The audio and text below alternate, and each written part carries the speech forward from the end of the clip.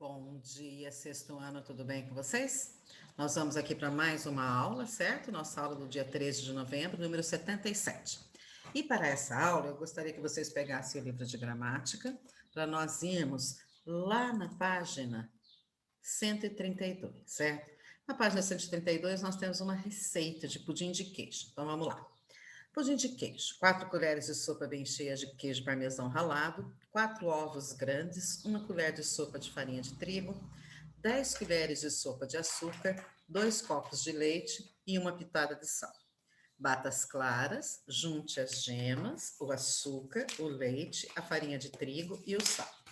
Passe pela peneira, misture o queijo ralado, depois despeje em forma caramelada. Asse em forno quente, em banho-maria. Então, você tem aqui uma receita bem simplesinha, conhecida de todo mundo. Acho que todo mundo já sabe fazer pudim. A única diferença é que esse é um pudim de queijo, tá? Então, aqui nós temos as quantidades e aqui as instruções. Então, esta é a característica do gênero receita. Você tem que ter pelo menos duas partes, né? Uma parte para os ingredientes e a outra parte para o passo a passo, para as instruções. Esse é um texto instrucional, porque ele instrui você a fazer alguma coisa. No caso aqui, ele está ensinando a fazer um pudim de queijo, certo?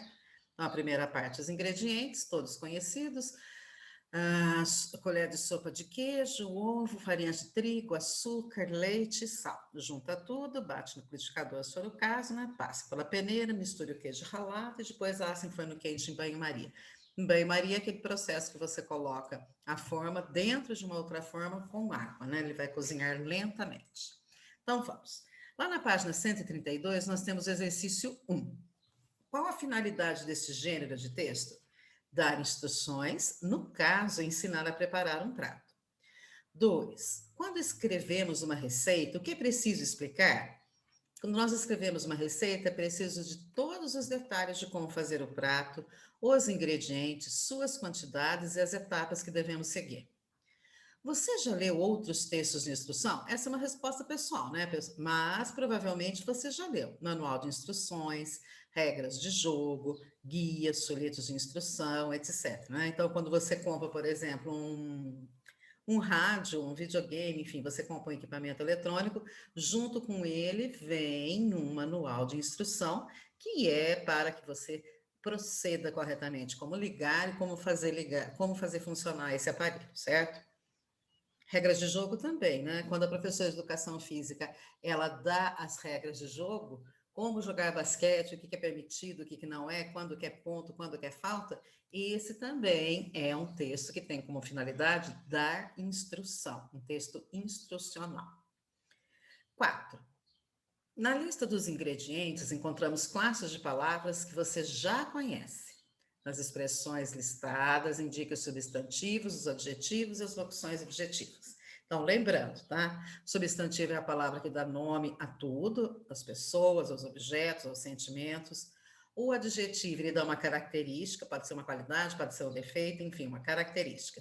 E a locução adjetiva é a mesma coisa que o adjetivo, a única diferença é que ela é formada por duas ou mais palavras, certo?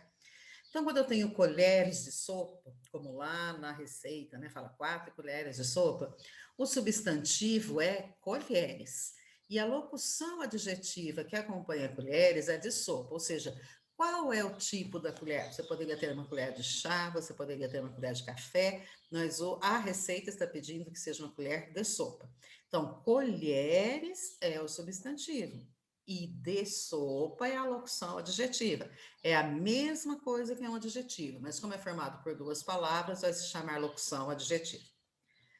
Queijo parmesão ralado. Então, qual é a palavra que está dando nome ao alimento? Queijo. Então, o substantivo é queijo.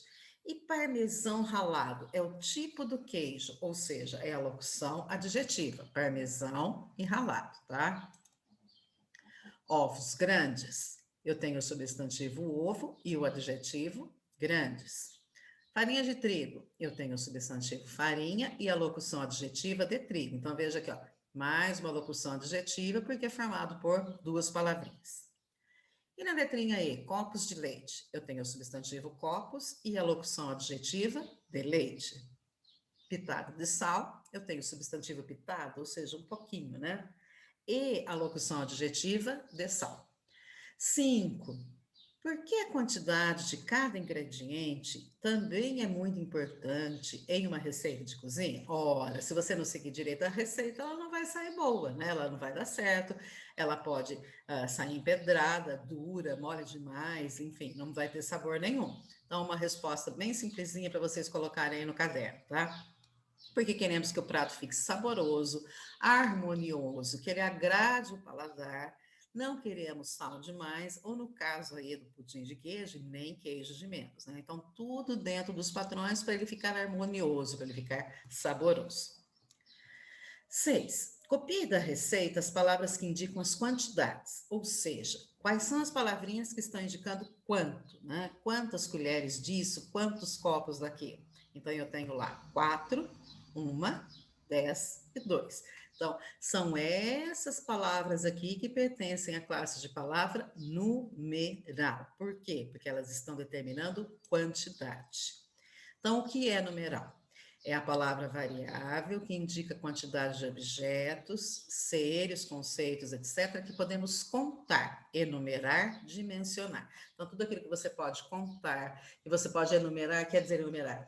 Primeiro aluno da fileira, segundo aluno da fileira, terceiro aluno da fileira, primeiro dia de prova, segundo dia de prova. Então, quando você consegue enumerar, quando você consegue colocar ordem nos objetos, dar uma ordem, contar, dimensionar, ou seja, dizer o tamanho, então essa palavra que você usa é um numeral. É uma das mais fáceis que tem, tá?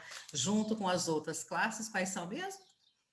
Substantivo, adjetivo, artigo, pronome, numeral e verbo. São as 6 classes variáveis, tá? Depois você tem o advérbio, a preposição, a conjunção e a interjeição. Então, 6 variáveis e 4 invariáveis. Ao todo, são 10 classes de palavras, tá? Todas as palavras da nossa língua, elas estão classificadas, elas estão enturmadas em uma dessas 10 classes de palavras, tá? Quando que o numeral ordinal? Quando ele indica a quantidade exata de elementos. Então, tem 2 bois, são 15 dias, 1.000 alunos. 2, 15 e 1.000 são numerais cardinais. Então, cardinal você vai associar com quantidade.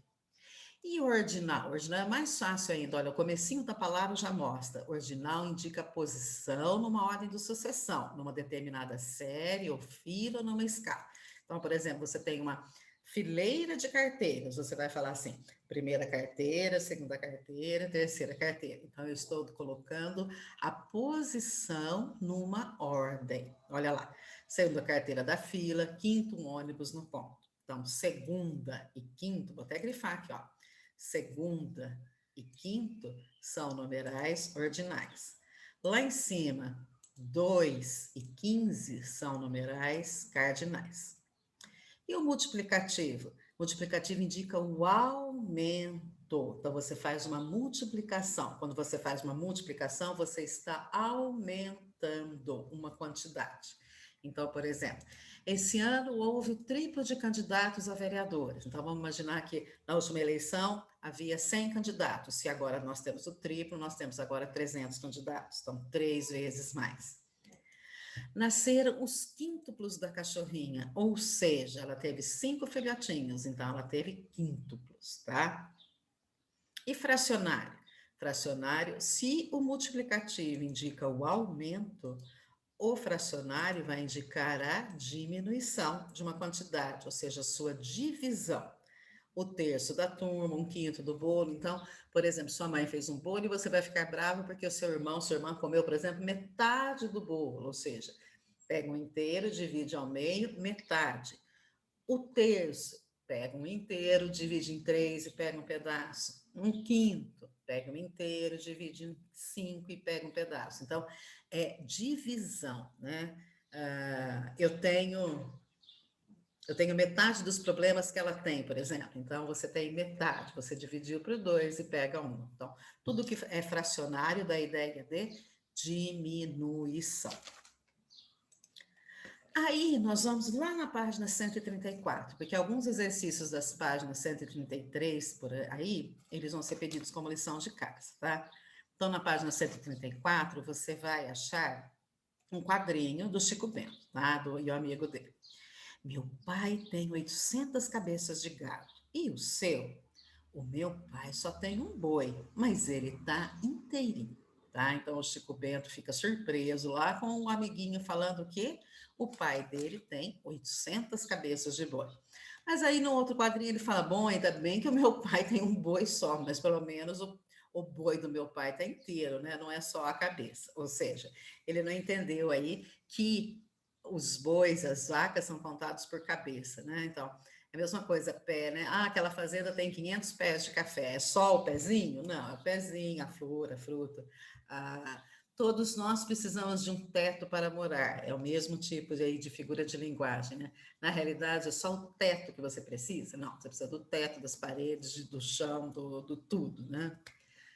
Mais uma figura de linguagem desse mesmo estilo, quando você fala assim, todos precisam de pão para viver. Aí você tem a palavra pão para significar todos os alimentos, não é só pão, seja arroz, feijão e tal, né? Você pega uma característica, uma parte do objeto para se referir ao todo. No caso aqui, as cabeças de gado, ele fala somente cabeça, e o Chico Bento entende que é somente a cabeça mesmo, né? Então vamos lá. Exercício 7. Quais são os dois numerais que aparecem no texto? Então, quando o menininho fala assim, ó, meu pai tem 800 cabeças de gado, 800 é um numeral. E depois o Chico Bento fala assim, ó, o meu pai só tem um boi. Esse um também é numeral. Então, 800 e 1 são os dois numerais que aparecem no texto.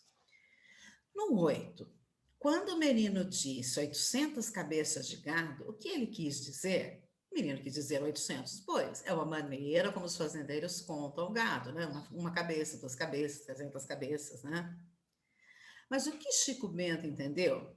Ele entendeu 800 cabeças somente, sem o resto do animal. Ele só entendeu que o pai só tinha as cabeças, né? O resto do corpo o pai não tinha. 10. Explique o que Chico Bento quis dizer quando afirmou que o seu pai tinha um boi, mas que ele estava inteirinho. Olha, Chico Bento quis dizer que é melhor ter um boi inteiro do que as 800 cabeças. Então, na cabeça do Chico Bento, quem tem só as 800 cabeças não tem o boi inteiro, né? Só tem daqui para cima, né? O pescoço para cima. Então, o Chico Bento quis dizer que é melhor ter um boi inteiro do que as 800 cabeças. Aí, lá na página 138, também tem um exercício, né? 15, que pede para você escrever por extenso e classificar os numerais, tá? Então, esse daqui primeiro é uma fração. A gente lê essa fração de que jeito? Um meio ou metade. E se é uma fração, é porque esse numeral é fracionário. Quando você tem esse sinalzinho, esse ozinho aqui, pessoal, é porque é o numeral ordinal. Então, por exemplo, você está no sexto ano, então é o 6 e aquela bolinha em cima para indicar que é o sexto. Por que numeral ordinal? Porque vem de uma sequência, né? De uma ordem. Você já fez o primeiro, segundo, terceiro, quarto, quinto, agora você está no sexto. Então, como é que a gente lê aqui? Milésimo, e esse é o numeral ordinal. Milésimo, ou seja, ele é o número 1000 numa fileira. Então, ele é o milésimo. 104, numeral cardinal. 12º, um numeral ordinal, porque está dando uma ordem, uma sequência. 16 é um numeral cardinal. 2 décimos. Então, quando você tem aqui essa barrinha, é porque é fração, né? Então, 2 décimos é um numeral fracionário. E esse daqui, ó, esse 200, eu vou ler como duzentésimo. Depois aqui o 17, 17º. Então, duzentésimo, 17º. E esse daqui é um numeral ordinal. Tem mais um pouquinho, olha. O 300 com essa bolinha aqui, vai ser o número 300 da fila. Então, se você, por exemplo, participou de um concurso e você é o candidato número 300, eu vou falar que você é o trecentésimo, é um numeral ordinal. 5.450, um numeral cardinal. Por quê? Porque está indicando uma quantidade. Por exemplo, tenho 5.450 figurinhas de jogadores, tá? Então, você está aí dando uma quantidade. 600 também é uma quantidade, numeral cardinal. Veja lá como é que escreve 600, 6 e centos. Artigo 12, numeral cardinal, por quê? Porque você tem um artigo 1, ou 2 ou 3, então você tem uma quantidade de artigos. Tudo que dá ideia de quantidade é cardinal. E aqui um valor em reais, né, pessoal? A gente vê muitas vezes isso escrito errado. Tem aluno, pessoas que colocam primeiro aqui o numeral e depois colocam o símbolo aqui. Não, primeiro você tem o símbolo do real, né? R$ 30,20. Então, primeiro o símbolo, o cifrão, 30,20, R$ 30,20. É um numeral cardinal porque você está mostrando uma quantidade, por exemplo, a quantidade que você ganha. Agora, eu quero que vocês peguem o livro lá na página 184 e 185, que vocês vão ver que tem uma tabela. Uma tabela de quê? Então, veja lá, páginas 184 e 185. Então, pega seu livro e daí você acompanha comigo. Ó, você tem lá os numerais: cardinal, ordinal, multiplicativo e fracionário. Então, cardinal, de novo, né, da ideia de quantidade. Ordinal, a palavra já fala ordem, sequência. Multiplicativo, mais, o dobro, o triplo, 4 vezes mais. E fracionário, menos, né? Metade, um terço, um quinto. Então, só para ter uma ideia, por exemplo, se eu tenho lá o numeral cardinal 8, eu vou falar que é o oitavo. O multiplicativo dele chama-se óctuplo e o fracionário também é o oitavo. Veja só como é que a gente lê depois do número 10, número 11, por exemplo. Como que é o numeral ordinal de 11? Eu tenho duas maneiras, um décimo ou 11º. O multiplicativo, como é que eu falo? Um décuplo. E a fração, depois do número 10, eu vou falar assim, ó, um décimo ou 11avos. Então, para mostrar que é fração, depois do número 10, eu vou usar avos. Até o número 10 não tem problema, lá. Meio, terço, quarto, quinto, sexto, sétimo, oitavo, nono, décimo. Quando eu vou falar a fração 11, eu vou falar 11avos. 12avos, 13avos e assim vai, tá? Mais um exemplo, mais um exemplo. Você tem, por exemplo, o numeral 60, né? Aí você quer falar o ordinal dele, você ficou no número 60 numa lista, por exemplo. Você é o 60º. Aí você não vai ter o multiplicativo, mas você tem o fracionário. Ele é 60º ou 60avos. Então, essa tabela é importante que vocês leiam, tá? Vamos dar mais uma olhadinha lá. Vamos ver uns numerais maiores, né? Você tem, por exemplo, 500. 500 você fala quingentésimo, tá? E se for uma fração, você vai falar quingentésimo mesmo ou 500avos. E quando você tem 1000, o que que você fala? Milésimo. Ele é o milésimo candidato da fila. E a fração dele? Milésimo mesmo ou 1000avos. Milhão, milionésimo, e também vou falar milionésimo. E bilhão, bilionésimo ou bilionésimo também. Então, é importante que vocês vejam lá nas páginas 184 e 185 as classificações. E dessa matéria toda, pessoal, é muito legal quando você aprende isso daqui, olha. O primeiro, a definição do que é numeral, que numeral dá a ideia de quantidade, de ordem, né? E a classificação. Então, repetindo, que tem lá na página 133 do livro, né? Cardinal indica uma quantidade exata de elementos, ordinal indica uma ordem, a própria palavrinha já fala, ordinal, ordem. Multiplicativo, aumento. Quando você multiplica, você está aumentando. Eu tenho o dobro de dinheiro que eu tenho o dobro de balas, ou seja, eu tenho 2 vezes mais. Quando eu falo 2 vezes, é porque eu estou multiplicando.